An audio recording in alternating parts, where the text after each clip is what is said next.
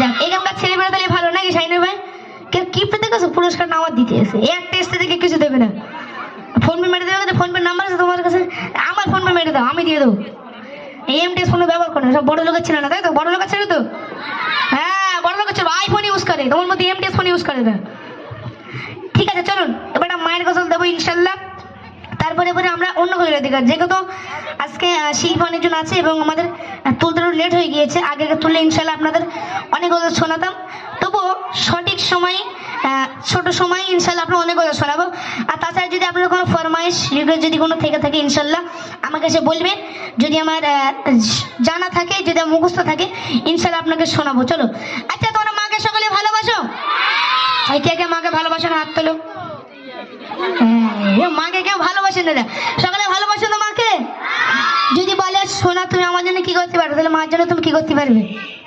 বলতে কাপ দিতে পারবো, বলে কাপ দিতে পারবো। মা চা খেতে চেয়েছে আমাদের কাপ দিতে পারবো, জীবন দিতে পারবো ইনশাআল্লাহ। মাকে সকালে ভালোবাসে দেখি আল্লাহ পাক বলছে আমি সারা দুনিয়ার শ্রেষ্ঠ নিয়ামত আমার তোমাদের মাকে করে দিচ্ছি। একবার জোরে সুবহানাল্লাহ। কতটা ভালোবাসা দিয়েছে আল্লাহ পাক মাকে, কতটা জ্ঞান বুদ্ধি দিয়েছে ওই মায়ের বুকে। বলছে এই দুনিয়ার বুকে যতটা খাল বিল আছে, নালা আছে, নদী আছে, পুকুর আছে, সাগর আছে, সমুদ্র আছে, সব পানি যদি এক জায়গায় করে পাল্টায় মা বাবা হয়, আর যদি একদিকে আমার মায়ের ভালোবাসাটা রাখা হয়, ওই পানির চেয়ে মায়ের ভালোবাসা 10 গুণ ভালো যাবে। সুবহানাল্লাহ, আর সুবহানাল্লাহ।